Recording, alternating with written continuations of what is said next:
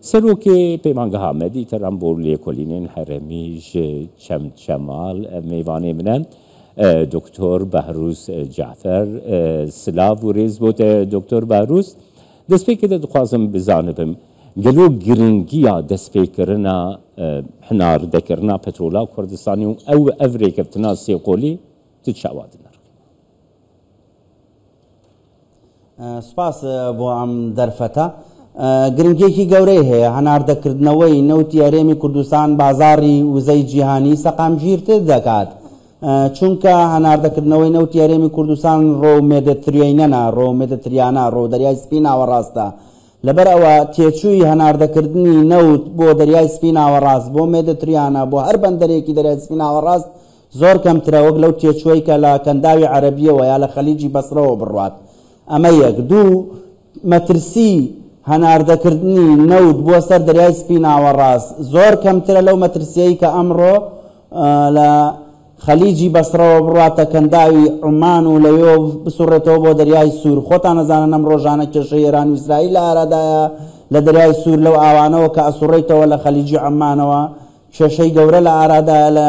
سەر مشکلەی حوسیەکان بۆیە ئەمە مەترسی زۆر زیاترە بۆ عێراق تەزدیر لە ڕێگەی خەلیجی بەسرەوە بکات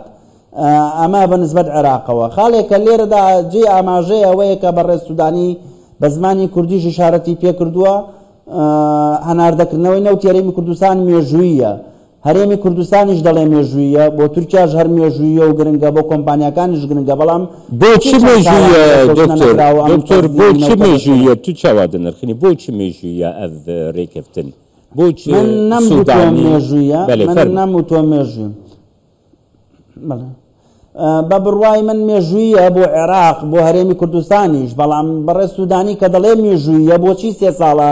ئەم ڕێکەوتنە مێژوویەی نەکردووە تەجیلی کردەوە بۆ ئێستا بۆچی 3 ساڵە نەوتی هەرێمی کوردستان تەصدیر نەکراوەتەوە کە ئەمریکا داوا ئەکات نەوتی هەرێمی کوردستان تەصدیر بکرێت دەیان جار داوای کردووە کۆمپانیاکان تورکیا هەرێمی کوردستان بەڵام دەرکەوت لەم دوایانە ساڵێک بۆ ساڵ و نیوێک عێراق بە مەبەست تاخیریە کرد ئەم تەصدیرکردنەوەی نەوتی هەرێمی کوردستان من خۆم پێم وایە سەلامەتترین ڕێگە بۆ هەناردەکردنی نەوتی عێراق نەک هەرێمی کوردستان ئەوەیە کە بۆ ڕێگەی هەرێمی کوردستانە نەوتی کەرکووکیش بنێرنە دەریای سپی ناوەڕاست ئەو بۆ ڕێی کە لە ساڵ 1976ەوە عێراق خۆی بنیادی ناوە لە بۆڕی عێراق بۆ جەیهان هەر بۆ ڕێی هەرێمی کوردستانە ئەکرێ بینێرن چکە بۆ ڕێکەی خۆیان لە 2014ەوە 10 تەقاندوێتەوە حەقیقەتەن هێشتا نۆژەر نەکراوەتەوە خاڵێکە زۆر گرنگە من لێرە دەمەوێت باسی بکەم ئەوەیش ئەوەیە عێراق هەمیشە کێشەی تەصدیرکردنی نەوتی هەیە کێشەی زیادکردنی بەرهەمی نییە وەکو وەزیرێک لە دوایەکانی نەوتی شارەتی لەسەر دەکەن لە چلەکان و پەنجاکانە عێراق نەوتی ناردووە بۆ حەیفا بۆ دەریای سپی ناوەڕاست دوایی ناردوێتی بۆ خەلیجی بەسرە ڕێگەیکی کردوێتەوە ماوەیەک ویستی 10 جار ویستێتی بلولەیەک بکاتەوە بۆ ئەردەن و بۆ دەریای سوور لە ئەردەنەوە نەوت بەرێتە دەریای سوور بەڵام کێشەیەک لە دوایەکی ناوچەکان کێشە جیۆپۆلیتیکەکان گرژە جیۆپۆلیتیکەکان ڕێگان نەداوە عێراق تەصدیری نەوتی بەهێزتر بکات چەند ڕێگەیەکی هەبێ بۆ تەصدیرکردنی نەوتەکەی بۆ نمونە لە ساڵ هێشتاکانە عێراق ڕێگەی نەدا دکتۆر باهروز گەرم vەگەرنە گرنگیە هەناردنا پەترۆلا کوردستان یعنی بۆ ئەنەرژیا جیهانی بۆ بازارە پەترۆلی بۆ بازارە جیهانی یا ئەنەرژی هەناردنا پەترۆلا کوردستانی گرنگیاوی چییە؟ بەڵێ لە سەرەتای قسەکانم وەڵامی ئەم پرسیارەمدایەوە گوتم هەناردەکردنەوەی نەوتی هەرێمی کوردستان وا ئەکا بازاڕەکانی وزە لە جیهاندا بازاڕی وزە لە جیهاندا ئەز بە سەقامگیری زیاتر بکات چونکە حوزەی بەرەو دەریای سپی ناوەڕاستە دەریای سپی ناوەڕاستیش ئەمڕۆ ئەو بەندەرانەیە کەونە سەر ئەم زۆنە کەمترین کێشەی ئەمنیان هەیە وەکو ئەو کێشانەی کە لە دەریای سوورا هەن نییە دەریای سپی ناوەڕاستی ئەو کێشانەی کە لە خەلیجی عەرەبیە هەن یعنی بۆ نمونە عێراق یەک دەرچێ هەناردەکردنی نەوتی هەیە ئەویش بەسڕێ ئەگەر سبەینە ئیسرائیل 2 درۆن نەبەسڕە بات چی ڕۆدا یعنی خۆمە عێراق 96 لە سەتی داهاتی نەوتەکەی داهاتی عێراق داهاتی موچە نەک 96 99.2 لە سەتی داهات لە عێراقا پشت بە نەوتە بەستێ ئەم نەوتەش بەس پس بە بەسڕا بەسترێ بۆ هەناردەکردنی ئەگەر لە بەسڕەیدا 2 درۆن لە سبەینە 2 سبەی لە چوارچێ ئەم کێشانەی لەگەڵ ئێران هەیە کاتە عێراقی فلاسە کات تووشی کێشەی داراییە بێتەوە بۆ ئێمە بڕیارێکی زۆر تەندروستە نەوتی هەرێمی کوردستان دەستی بە هەناردەکردن کردوتەوە بە هێڵێکی دروستە کە هێڵی دەریای سپی ناوەڕاستە، چکە ئەم هێڵە بە پێی دراساتەکانی ئێمە 33% تێچووی کەمترە وەک لەوەی کە لە بەسڕەوە بنێرێتە دەرەوە و جگە لەوەش مەترسی کەمترە. بۆیە خاربڕیارێکی دروستە بڕیاری هەناردەکردنەوەی نەوتی هەرێمی کوردستان. خاڵێکی تر گرنگە لەوەیە ئەوش لە ناوخۆی هەرێمی کوردستان مەجموعەیەک هێزی ئۆپۆزیسیۆن و خەڵکی دیکە دەیانگوت هەرێمی کوردستان نەوت تەسلیم ناکات، ئەوە هەرێمی کوردستان نەوتی من ناوی نانم تەسلیمکردن. بۆچی نەوتی تەسلیمکردن بێ؟ ئێمە لە بەغدا لە چێشخانەیەک نانمان دەخوارد بەڕێز کاک حەمدی سنجاری پارەکەی بۆ داین کە جێگری سەرۆکی سۆمۆیە و یەکتریمان بینی لەوێوانە. جێگری وەزیری نەوت کووردە، سەرۆک کۆمار کووردە، پەرلەمان 6 میلیۆنەری کوردمان هەیە. بۆچی ئەمە ناوی تەسلیمکردن بێ؟ ئێمە عێراقمان دامەزراندەوە. من بیرما لە 16 ساڵیدا عێراق کە ڕوخێنرا پێشمەرگە بەغدای دەپاراست. عەرەبەکان کە یەکێک غەدری لێ بکردنایە لە بەغدا لای پێشمەرگە سکاڵایانە کرد و پێشمەرگە بەغدای دەپاراست. بۆیە من ناوی نانم تەسلیمکردنەوە. دکتۆر باڕوس دەستپێکێ تەمیژارێکی گرنگ گوت دکتۆر باڕوس دەگوت کو یعنی برێز سوودانی vêrê keftinê weka rêkeftineke mêjûyî dîrokî bi nav dike ê boçi ev bû nêzîkî 3 sala te ev qet 38 milyar dolar zêdetir ziyan gehiştiye aboriya Iraqê ziyan gehişte pêwendiyên di navbêhna Hewlêr û Bexdayê de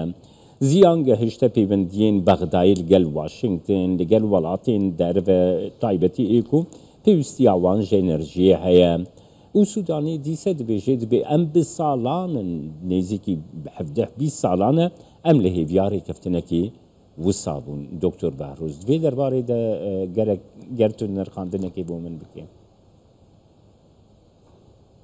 ئەمە لە بەغدا دانیشتوین بەڕێز وەزیری نەوت تۆزێک بێمنەتی لە نەوتی هەرێمی کوردستان نیشاندا. ئەمن گوتم بەڕێز پێشووتریش بەڕێز ئیحسان عەبدولجەبار زۆری محاولە کرد کە یاسای نەوت و غاز دەربکات بەو ئارەزووی کە بەغدا دەیخوازێت. باشترین شتەوەیە کە بەغدا و هەرێمی کوردستان بە تێگەشتنێکی هەمەلایەنە لەسەر پرسی نەک نەوت غازیش ڕێک بکەون. ئەو دەیگوت وەزیری نەوتی ئێستا دەیگوت هەر لەو هۆڵەی کە ئۆپیکی شتیادا مەزراوە ئێمە بینیمان دەیگوت ئێمە ئۆپیک ڕای سپاردوین کە نەوت کەمتر بنێینە دەرەوە، نەوت وەکو خۆمان سابت دەرنێینە دەرەوە بەرهەمی دێنین ئەو بڕێ کە لە هەرێمی کوردستان بەرهەم ناهێنرێت ئەوەمان خسۆتە بڕی ئەوە وابزان ڕوونە پەیامەکە. ئەمە سیاسەتێکی کوردبینانە بوو لە ڕاستیە. من لە زمنی ئەنالیزەکە و تەحلیلەکانی پێشووترمدا کە ئێستا باسم کرد ئەوە هەیە عێراق زۆر ناچارە بگەڕێتەوە بۆ مێدەتریانە بۆ دەریای سپی ناوەڕاست. پێویستە ڕێگاکانی هەناردەکردنەوەی نەوت و گازی سروشتی لە عێراقا هەمە چەشنە بن. نابێ پشت بە یەک ڕێگای هەناردەکردن بەسرێکە بەسڕەیە.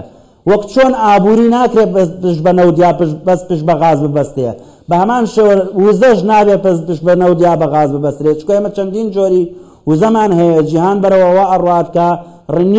ڕنیۆبڵ ئینێرجی وزە نیۆبۆکان دەوریان هەبێت لە وێناکردنەوەی سیاساتی جیهانیا. ئەم شتانە عێراق دیراسەی نەکردووە. عێراق خۆی دەزانیە سیاساتی نەوت و غاز لە عێراقا هەر بە ئەزەڵەوە لە 1927 بەهەڵە هاتووە. بەهەڵە هاتووە لەبەرەوەی کە هەموو اقتصاد لە عێراقا پشت بە نەوتە بەستێ، هەموو هەناردەکردن پشت بە یەک ڕێگا و دەرچە ئەبەستێ. لە ناو نەوتی شایێمە 6-7 جۆرە توانین مشتەقاتی نەوتی دروست بکەین. عێراق هێشتا سناعاتی نەفتی نییە. بەڵام وەڵامی پرسیارەکەی جەنابەت بە دەقیقیەوەیە لە عێراقا ڕوونە بڕیاری سیاسی لە عێراقا لە ناوخۆی عێراقا نەدراوە. چێشخانەکە دیارە لەکوێوە بۆ لە ساڵانی ڕابردوودا لە چوارچێوەی ئەم گرژێ جیۆپۆلیتیکەی لە منتیقەکەیە بڕیار لەسەر پرسی وزەی عێراق و هەرێمی کوردستانیش دەدرێ و دراوە. دکتۆر باڕوز مژارە gelek giring dîsete behs kir yanê yasaya neft û gazê ya li من هەمیشە مژاری گرنگ باز دەکەم. Belê yasaya neft û gazê ya li Iraq yanî boçi Bexda bi awayekî germ bi awayekî pozîtîv xwe nêzîkî derxistina yasaya neft û gazê nake ev qas dem derbas dibe ku derxistina yasaya neft û gazê hem di berjevendiya Iraqê hem di berjevendiya Herêma Kurdistanê hem di berjevendiya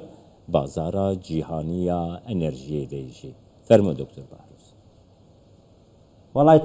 تاش پرسیارێکی گەلک گرنگ کرد. ئەوە مژارێکی گەلک گرنگە بەڕاستی حتا ئەو ڕۆژەی یاسای نەوت و غاز لە عێراقا دەرنەچێت، حتا ئەو ڕۆژەی قانونی نەوت و غاز لە عێراقا دەرنەچێت کێشەی نەوت و غاز لە بینی عێراق و هەرێمی کوردستان چارەسەر نابێت. بۆچی ئەم یاسایە دەرنەکراوە؟ ئەستا من وەڵامە دەمەوە لەبەر کۆمەڵێک خاڵ.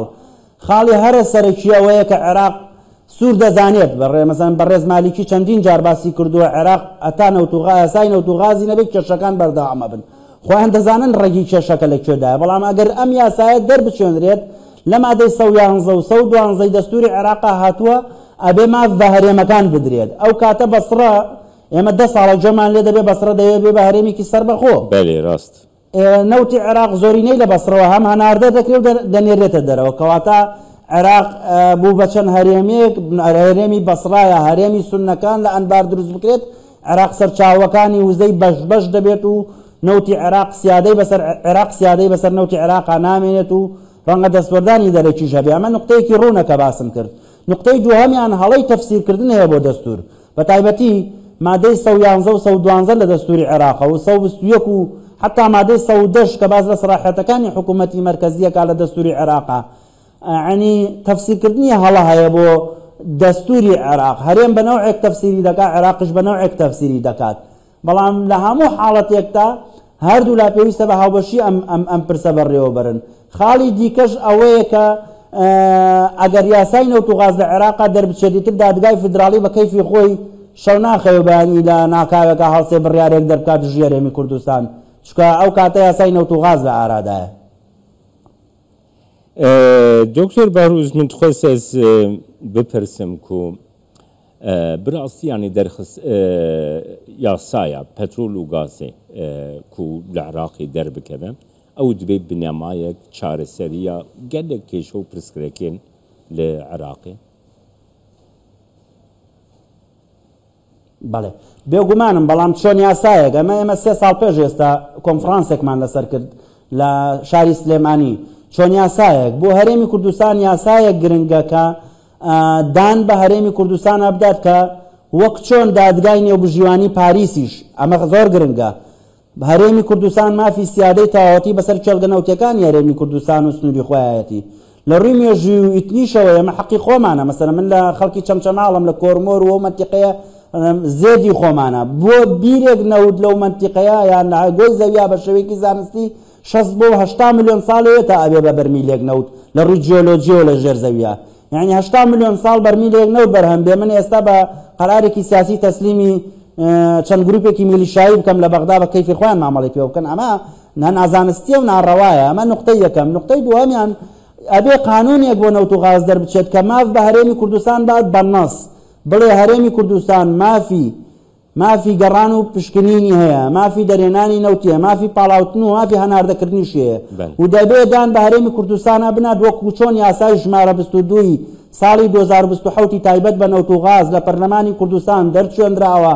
ماف بە هەرێمی کوردستانە دات کۆمپانیای خۆماڵی بواری خزمەتگوزارە نەوتیەکانی هەبێت هەرێمی کوردستان دەبێت ئەمەدا بمەزرێنە بۆی تووشی کێشە نەبێت لەگەڵ کۆمپانیا جیهانیەکانە و ئەگەر ئەم دوو مادەیە بچەسپێنرێ لە یاسای نەوتوغازی عێراقا هەرێمی کوردستان براوەی نمبەر 1 دەبێت سپاسیاتت دکتۆر بەهروز جعفەر ji çemçeman لەگەڵمان